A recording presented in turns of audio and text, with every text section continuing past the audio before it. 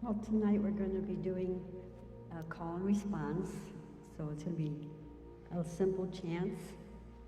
And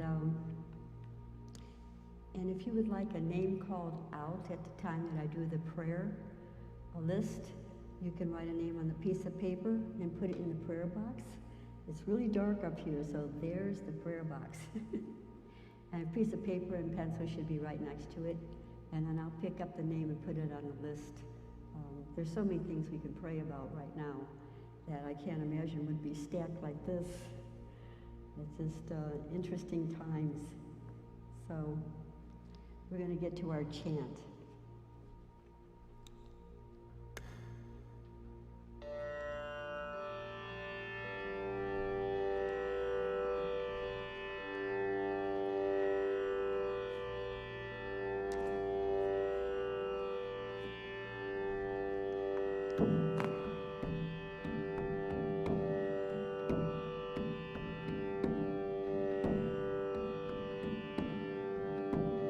The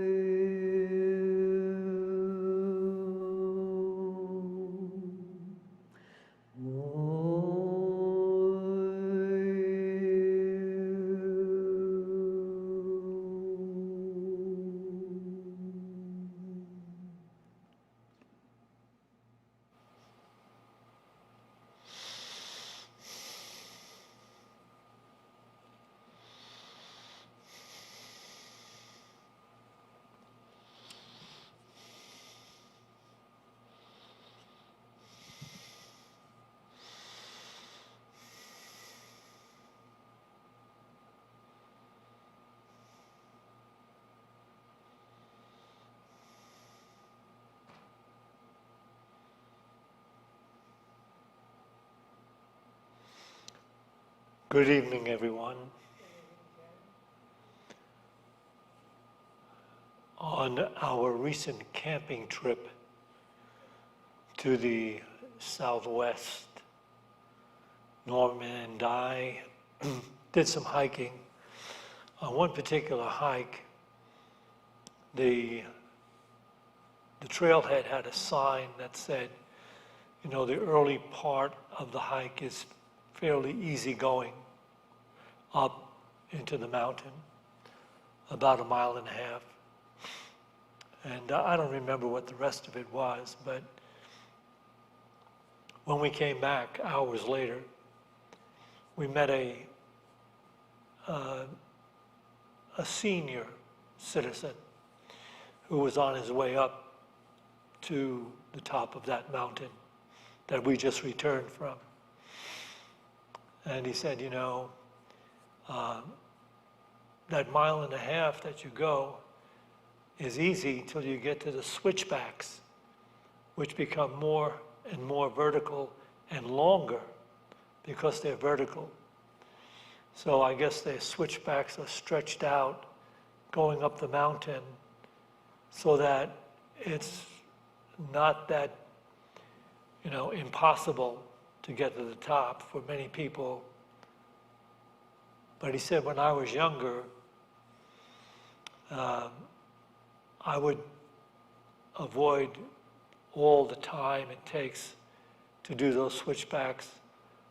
I'd get to where the switchbacks began, and then I'd just climb up through the trees and rocks and whatever straight up through everything to the top of that mountain.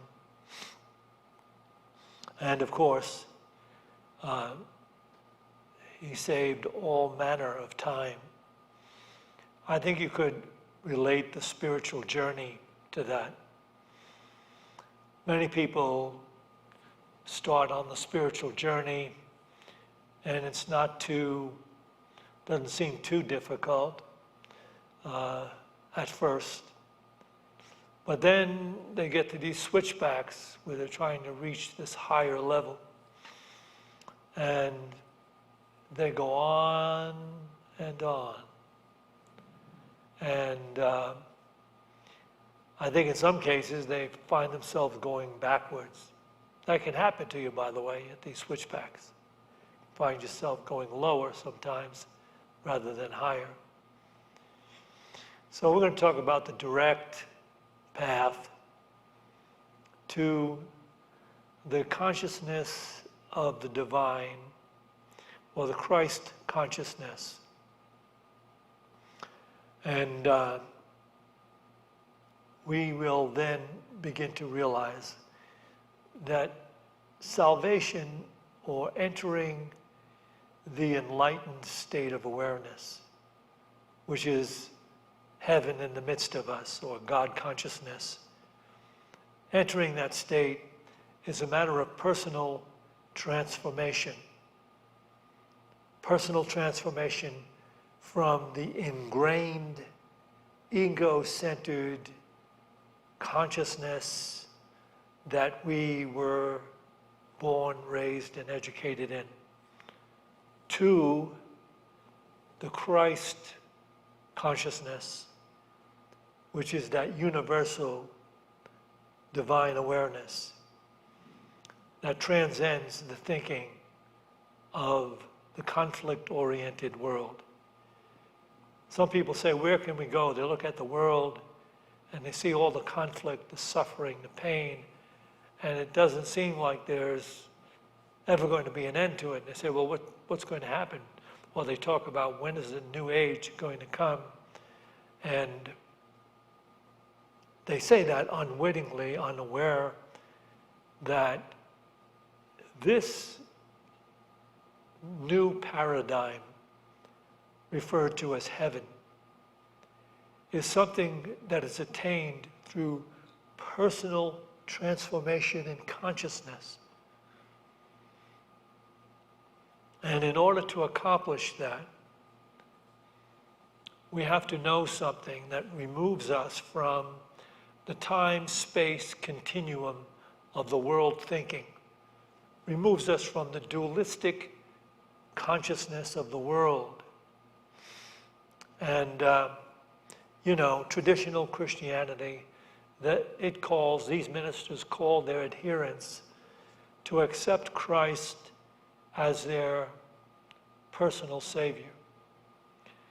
Well, that's a nice start anyway, but too often what traditional Christianity implies is that this Christ, who is Jesus, this beautiful individual, will come again and take you to his kingdom in heaven. That second coming that they refer to has to be the coming of Christ from within, or the Christ in you, into expression. So if I were to say to the Unity adherents how you find your way into the enlightened consciousness, I would say it comes about through Christ expressing in the here and now of your life.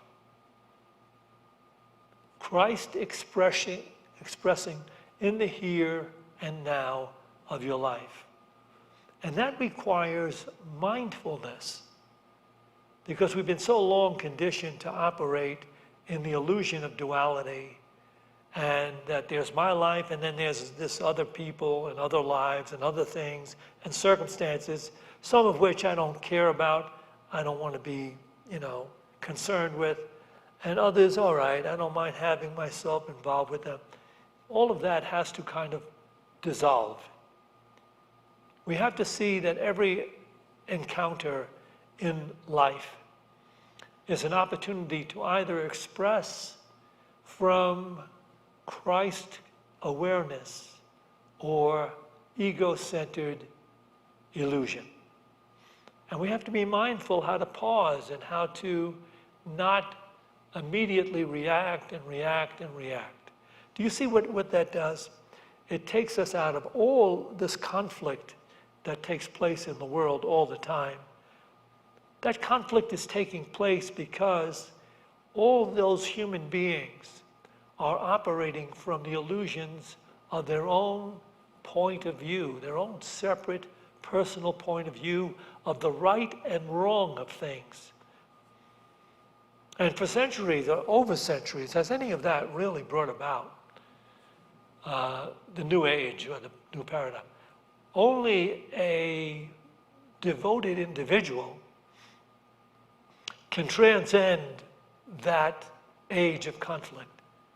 And they are operating in the new paradigm. And they are doing it because now they have become so mindful to be Christ expressing and not ego-centered, but Christ expressing. It's like saying you have to, it's not easy at first to do that, because the inclination is to an eye for an eye, justice for injustice. Don't do anything to me that you don't want done to you. Watch out. See, this is the thinking of the illusion-driven, war-oriented, conflict, terrible world. You can get out of it. If you're not out of it already, and some of you are, if you're not out of it already, then know that it may be time to get off the switchbacks, the back and forth, and go straight to the truth. That truth is found in this statement. Thou shalt love the Lord thy God with all thy heart, with all thy soul, and with all thy mind. And the second part of it is just like it. Thou shalt love thy neighbor as thyself. The first part is taken up quite often by a listless, half-hearted hour in church on Sunday. Love the Lord thy God with all thy heart. What does that mean? Well, what it does mean is, can you transcend? Can you actually love your neighbor as yourself? Well, why should I have to do that? Because this is true, and it's the only truth at the heart of true religion. Your neighbors are yourself. Yourself is not a body-encapsulated mind centered in separation. It's not that. That is illusion. Everything you look upon in any given moment is you. And the transformation required is the necessity to see that. And the path to seeing that requires being mindful enough to reject the initial ego-centered reactions to everything and anything that you don't agree with, to reject it, and to come from the divine awareness of the one in all.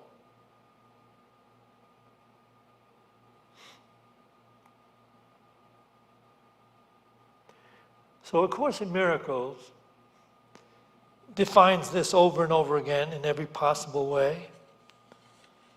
It defines it in this way.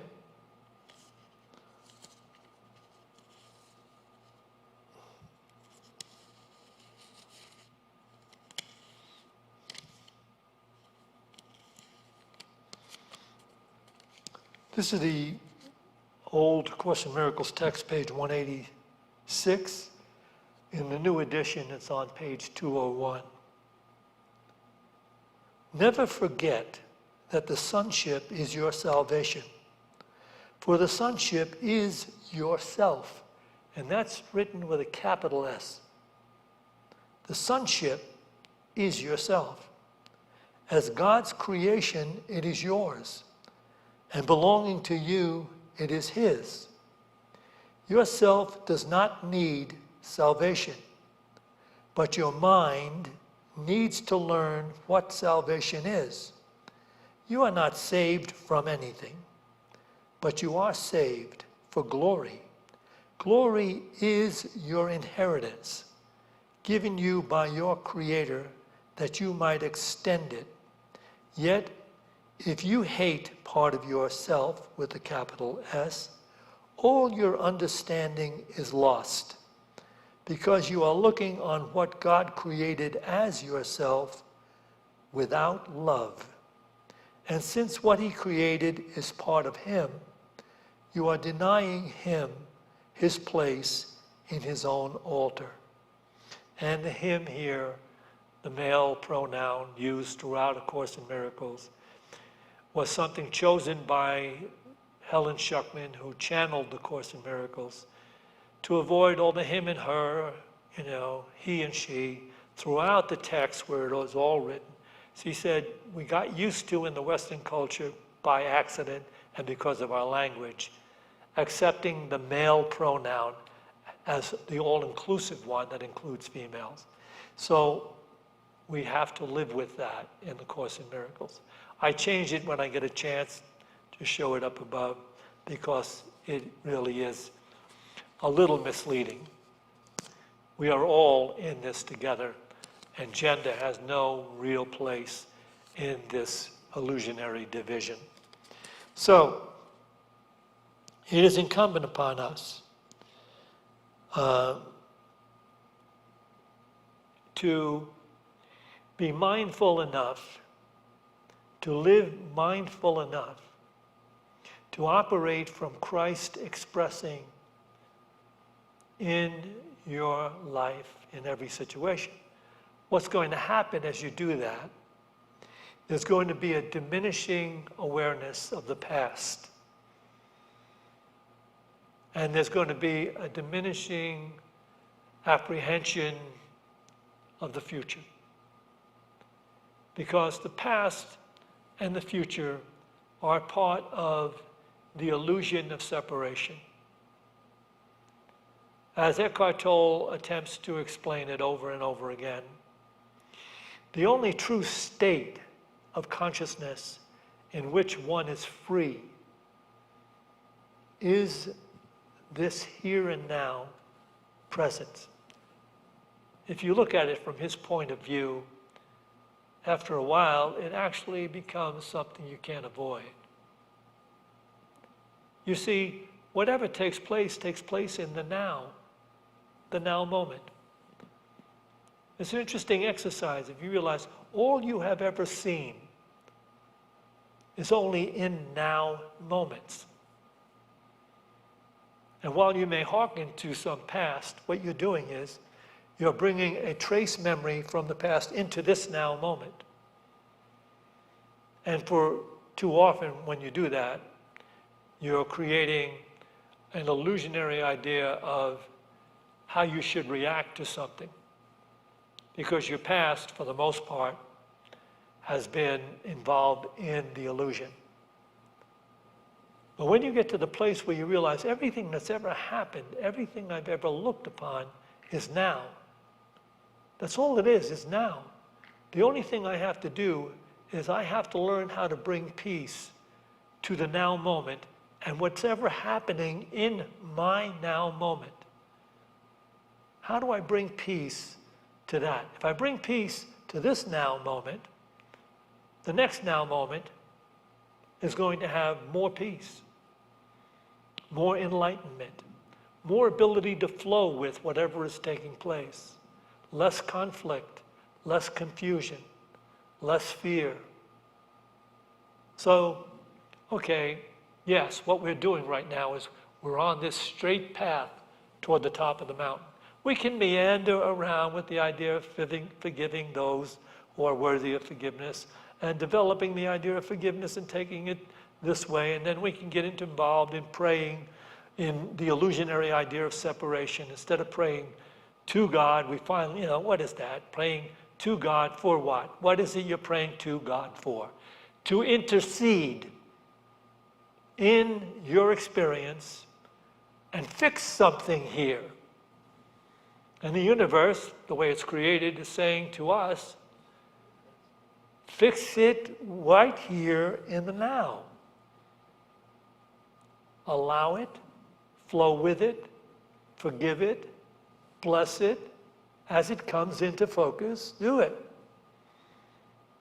And slowly but surely, that past and all the illusions of how you've been hurt and broken and deceived dissolves. And the consternation about the future and what it's going to be and what I need to do to make sure it's going to do something that I need dissolves. All that planning, all that goal setting. People say, but yeah, if you're not setting goals, I mean, where are you going? What are you doing? You will find that the insights to what you need to be doing, and even to planning things that are going to be of value, takes place right in the now by this divine consciousness that is your true self. And so it's really interesting because you've heard me say this often enough. Back many, many years ago, in one of the smaller churches we had, when I was done talking, people would come right up to the altar area and share a few things this way and that way.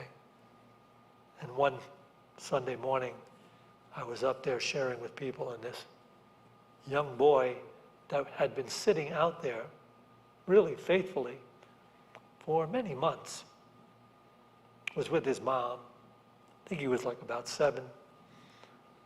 And he said, do you think you will ever run out of words?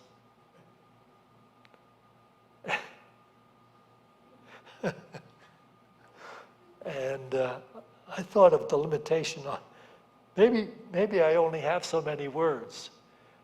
And at some point I'm just going to stop because there's no more words to come out. I will have used up my lifetime quota of words because I do a lot of talking. Look at this. So I suspect, but you know what I'm really more concerned about is running out of ways to say differently the very same thing over and over and over and over again. But I'm only saying it for my own edification. So you can take whatever you want. I sometimes do this with people very close to me, and sometimes with my sons or daughter.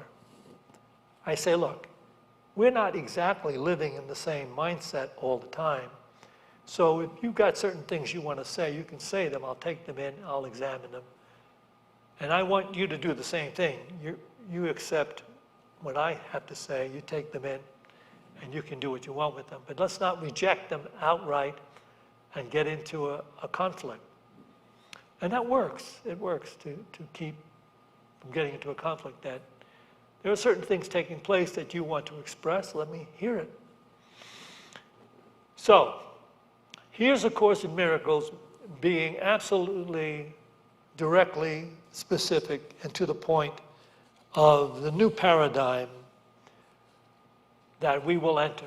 And you will enter it first by the volition of your devotion to being mindful and choosing Christ expressing. But then it's going to happen automatically because Christ will have risen so fully in your awareness that you're not going to discard it at any given moment that doesn't seem to fit with your personal point of view. Because you will love the joy, you will so love the peace, you will so love the healing that you will not let it go. This is where we will wind up.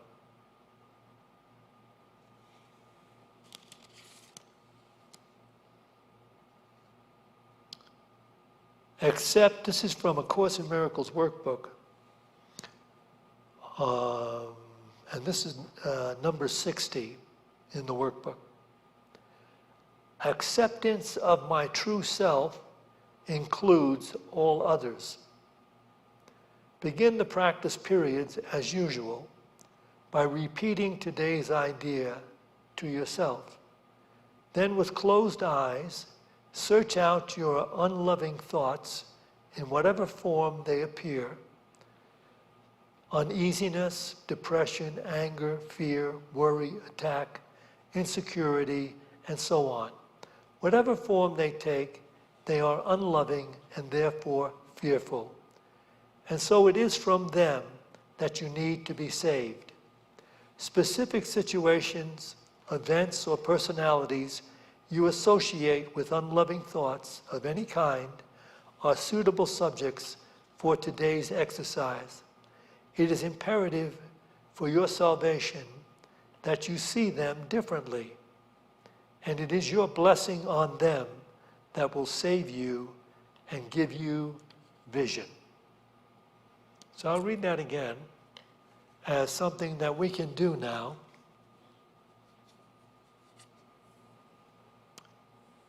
Acceptance of my true self includes all others.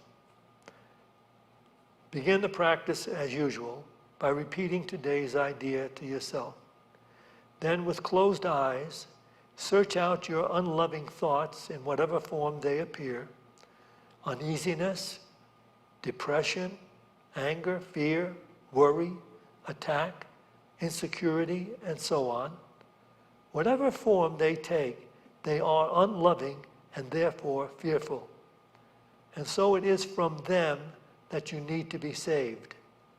Specific situations, events, or personalities you associate with unloving thoughts of any kind are suitable subjects for today's exercise. It is imperative for your salvation that you see them differently, and it is your blessing on them that will save you and give you vision. So we, again this evening, will practice meditation. You could define meditation as withdrawing from the incessant daily thinking of the world. And it's not something you do harshly by trying to stop your thoughts. That's not the way. It's done by relaxing and accepting this moment, right where you're sitting, right now, right here, because you have given permission to practice and practice and practice on your way into the consciousness of God. So accept yourself and be present. If you don't have a particular meditation technique, when we get to the portion of silence, which is about 10 minutes, you can hold this particular thought. Just bring it gently into your awareness as you're maintaining the expanded silence where you transcend sensory body experience. Everything I look upon, everything I see is only God waiting for me.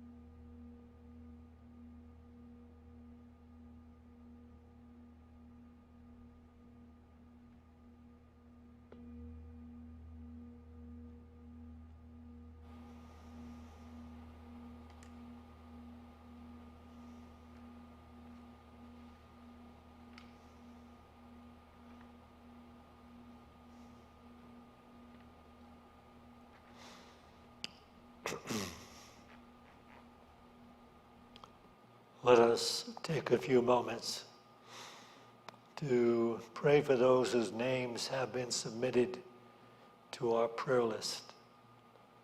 As Norma calls the name,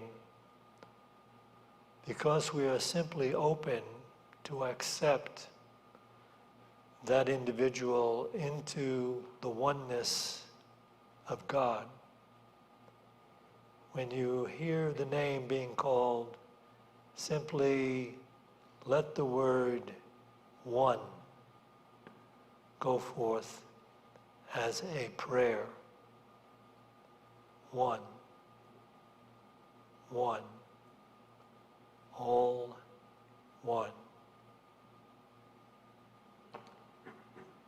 Betty Barford, Susan Stewart, Kathy, Nicole, Elena, Mason, Cece,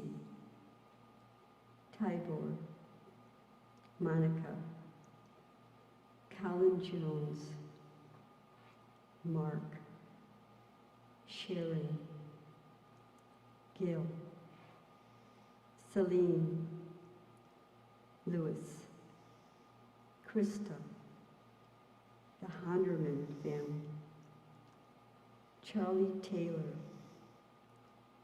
Sue Farewell, Annie Raines, Brandy Gamblin,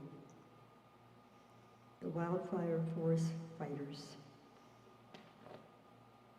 Megan Desjardins, Tate Martell, Michael Spahn, Gwen Whiteacre, Vanell Mugg, the Wilkins family, Dean, Raywin, Amber Castillo, Tim Castillo, Loria Monti, Preya family, Alma Lariba, Abina Preya, Tori Hunter, Lala Doggy, Lynn Harvey, Joe Biden, Kamala Harris, Robert David Edmonds, Jeffrey Kevin Edmonds, Sarah Denise Edmonds, Tim Spahn, Dave Webb, Helen Webb, Shanna Jones, Sean Jones, Scott Jones, Mary Oppett, Hasey, Tang Mu, Alan, Gail Wagner, Steve Taylor, John Stovall, Jay Spurl, Rosa Enichiro Cortez, Grace and Joel Gutman, Jay Goodell, Wayne and Marie Bartlett, Marie Grace, Tori Hunter, Hunter Schilliard, Kathy Solar, Jackie Quinn, Hank and Bonnie, Hunter Solar, Del Bigtree and family, the earth, the air, the water, all life on this planet Earth. You can call out a name if you would like to at this time.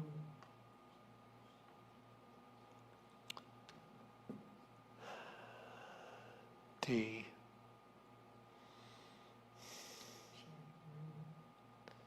E.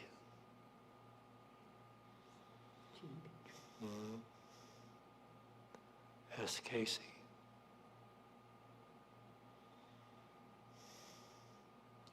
S. Daniel.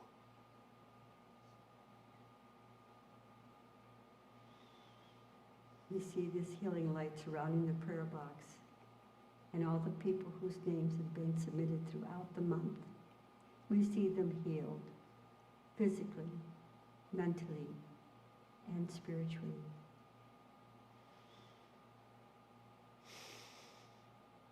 Let us expand the vision to take in everyone sharing the Boulder community with us, the vision of our interconnectedness, our oneness, our love, and our peace.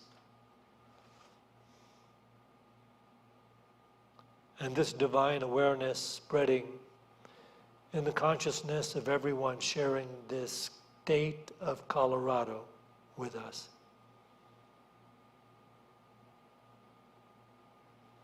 And this internal revelation opening up in the minds of everyone sharing these United States with us.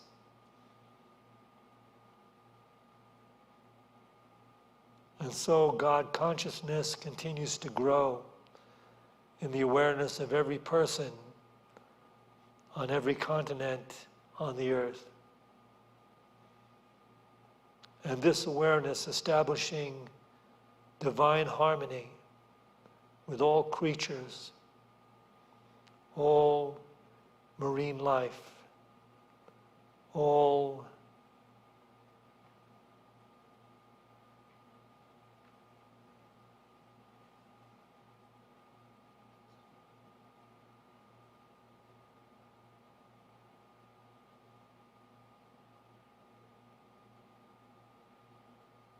as we pray, the light of God surrounds us. The love of God enfolds us. The power of God protects us. The presence of God watches over us. Wherever we are, God is, and God is love. To this we say, Amen.